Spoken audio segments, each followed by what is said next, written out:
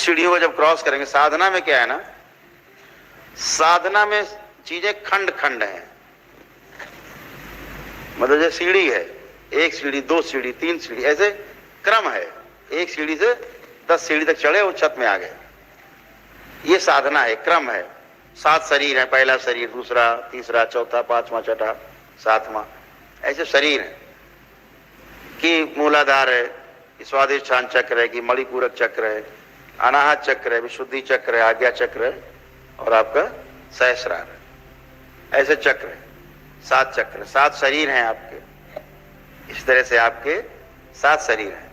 तो ये 7 शरीरों में बोल लिए जाते हैं कि ये स्थूल शरीर है, फिर सूक्ष्म शरीर है, फिर कारण शरीर है, फिर तुरीय शरीर है, फिर आत्म शरीर है, फिर ब्रह्म शरीर है और निर्वाण शरीर है। ऐसे 7 शरीर बोल दिए जाते हैं।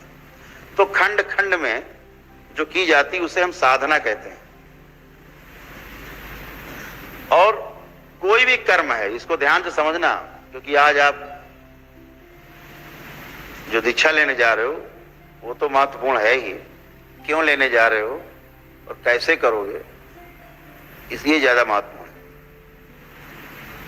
तो जितना भी कर्म है, आप कुछ भी करते हो कर्म है। मैं बोल रहा हूं ये कर्म है, आप सुन रहे हो यह भी एक कर्म है, आप भोजन कर रहे हो यह भी कर्म है, भोजन छोड़ दीजिए, उपवास करिए, यह भी कर्म है। आप सोते रहिए कर्म है, जाग जाइए भी कर्म है, दौड़ते रहिए कर्म है, खड़े हो जाइए भी कर्म है। ये सारे कर्म है जो आप करते हैं और हर कर्म का भोग आपको भोगना ही तय है। क्यों भोगना है?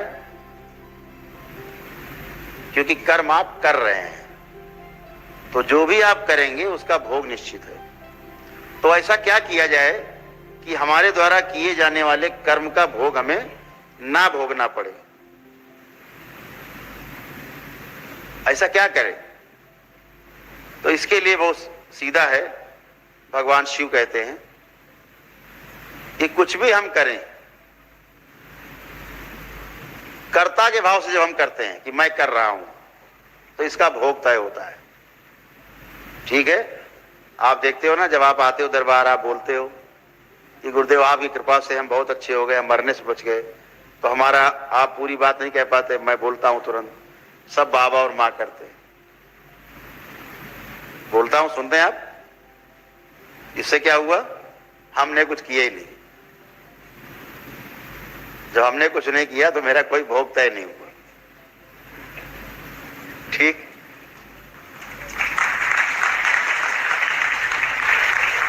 और जहां हम कहते हैं हाँ भाई ठीक कह रहे हो, हमने ठीक किया, अच्छा किया भाई, हमने तुम्हारा ये किया, इससे किया, वैसे किया, तुमको अच्छा तो किया, ये मेरा भोग तय हो गया, क्योंकि हम कर्ता हो गए।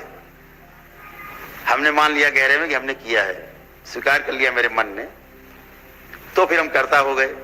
जब कर्ता हो गए तो भोग तय है। इसीलिए भगवान श्री कृष्ण ने अपने पूरे दर्शन में, भगवान श्री कृष्ण ने कभी साधना नहीं की। कभी पढ़ा आपने? किसी ने पढ़ा कि भगवान श्री कृष्ण ने कोई साधना की कहीं जाके जंगल में बैठ के? नहीं की। उनकी साधना सबसे बड़ी क्या थी? अकर्म। उनकी साधना थी अकर्म। लेकिन अकर्म जो है साधना नहीं है, ये उपासना है। साधना वो है जो खंड खंड में होती है, उपासना संपूर्णता में होती है कि मैं तो हूं ही, अहम ब्रह्मास्मि, यहां तक। तो साधना खंड खंड में होती है, उपासना संपूर्णता में होती है। जैसे अभी हम कहें कि आपके साथ एक सज्जन आए थे, वहां उनका क्या नाम था, तो आप कहोगे अरे याद बहुत, आप करो खोपड़ी खुजलाओगे, इधर देखोगे उधर देखोगे, मत्था ठोकोगे, याद नहीं आ रहा, याद नहीं आ रहा। बहुत कष्ट, जितना कोशिश करो उतना भूलते जाओगे। ये भी अद्भुत है, जितना कोशिश करोगे उसका नाम याद करने की, उतना भूलते भी जाओगे। तो यहां 2 क्रियाएं हो रही हैं। आपको यह भी याद है कि आपको याद है उसका नाम, और आप भूल भी गए हो। 2 क्रियाएं एक साथ हो रही हैं, 2 में झगड़ा चल रहा है। अद्भुत है। कहते हो जीभ में रखा है नाम, बस बाहर नहीं आ रहा है, यहां पे है, बस बाहर नहीं निकल रहा है।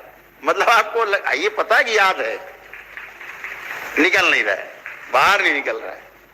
तो जो बाहर नहीं निकलता, आप उसके तल में नहीं पहुंच पाते जहां पर चीज है, और तल में नहीं पहुंच पाने के कारण वो बाहर नहीं आ पाती, वो दोनों तल टूट जाते हैं। ऐसे 4 तल हैं, कहने के लिए 4 तल है, वो बाकी तो कुआं तो कुआं है, उसमें काहे का बीच में है, वो बीच का भाग वो कहते कुएं का मध्य भाग, कुएं का ऊपरी भाग, कुएं के नीचे के भाग, कुएं के पानी के नीचे के भाग, ऐसे बांट दिए 4। अब कुछ ही बांट दो, लेकिन कुआं तो कुआं है, गहराई तो एक ही, गिरा हो झम्म से पानी में। तो ऐसे नाम तो तमाम दे सकते हैं, लेकिन उपासना पद्धति भगवान श्री कृष्ण की जो थी वो उपासना पद्धति थी, इसलिए कभी कोई साधना नहीं की उन्होंने, क्योंकि उनका सारा जोर अकर्म पे था। जो भी करते थे वो अकर्म, मैंने किया ही नहीं।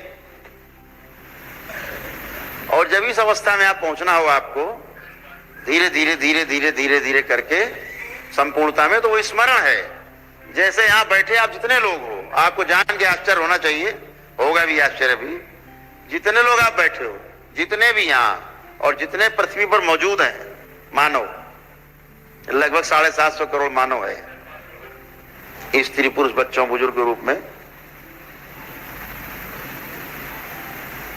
सभी परमात्मा है, सभी परमात्मा है।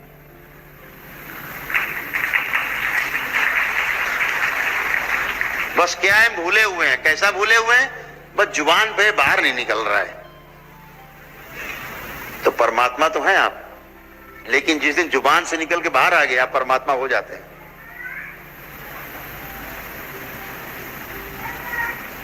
विस्मरण हो गया है केवल, विस्मरण, इसी को विस्मरण, विस्मरण, इसी जो शब्द है विस्मरण, विस्मरण शब्द का अर्थ यह है भूल गए ऐसा नहीं है, याद है लेकिन याद नहीं आ रहा है, विस्मरण का यह अर्थ है।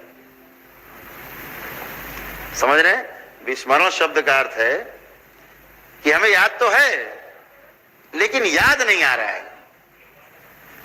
एक जो स्मरण आप करते हैं और पूरी तरह स्मृतिहीन हो जाते हैं तो वो हमेशा के लिए नष्ट हो जाती है, वो अलग बात है, बिल्कुल खत्म हो जाती है। लेकिन ये विस्मरण है। तो ऐसे ही हम भूल गए कि हम परमात्मा हैं। अकर्म करते करते एक दिन आपको इस चीज का जब जानकारी हो जाती है कि तल से जुड़ जाते हैं, गहरे वाले तल में नीचे, ऊपर का तल सबसे नीचे वाले तल में जुड़ जाता है जब, तो उसको पूरा दिख जाता है। तो ये नहीं कहता है कि हम इस सृष्टि का अंश हैं, वो कहता है मैं ही सृष्टि हूं। फिर वो कहता है कि अहम ब्रह्मास्मि, मैं टोटल हूं, टोटल का अंश नहीं हूं, पूरा हूं मैं। तो वो स्मरण आ जाता है आपको। जैसे स्मरण आया तो वो सारी जितनी शक्तियां हैं ब्रह्मांड की वो आपके पीछे लग लेंगी, सब आपके साथ चलेंगी, क्योंकि आपको स्मरण हो गया है। आपका ऊपर का तल नीचे का तल दोनों जुड़ गए हैं, पूरी यात्रा चल रही है ऊपर से नीचे। अभी आपकी यात्रा खंड खंड में है, एक शरीर, एक चक्र, दूसरा चक्र, तीसरा चक्र, ऐसे चलेंगे आप।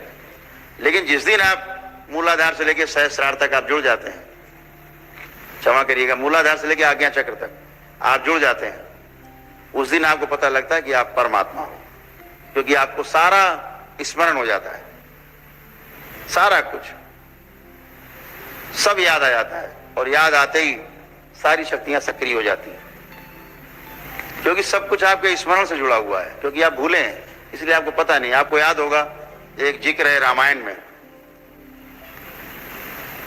कि भगवान श्री राम जब जाना चाह रहे थे, किसी दूत को भेजना चाह रहे थे लंका, कैसे जाए, कोई पुल नहीं, कोई जहाज नहीं, तो हनुमान जी को तैयार किया गया। उनके जो जामवंत जी थे और सब लोगों ने, नल नील सब लोगों ने, उनको याद था कि ये उड़ सकते हैं, हनुमान जी को याद नहीं था। उनसे कहा गया तुम जाओ लंका, बोले हम कैसे जाएंगे, बोले तुम उड़ सकते हो। तो वो भूले हुए थे, भूले थे, ये प्रकरण याद है आप लोगों को, तो उनको याद दिलाया जाता है, अरे आप तो उड़ सकते हो भाई। फिर अच्छा, तो जब उनके आखिरी तल से ऊपर का तल जुड़ा तो उनको शक्तियां प्रकट हो गई सारी। तो हनुमान जी लंका पहुंच गए उड़ के। बाकी लोग नहीं अपने तल को जोड़ पाए तो पुल बना के गए, अपने को नहीं जोड़ पाए, उड़ के नहीं जा पाए। तो ऐसे शक्तियां सभी में रहती हैं, सभी के आसपास रहती हैं। पात्र चाहिए। जब आप में पात्रता आती है तो शक्तियां स्वतः ही आपके द्वारा कार्य करती हैं।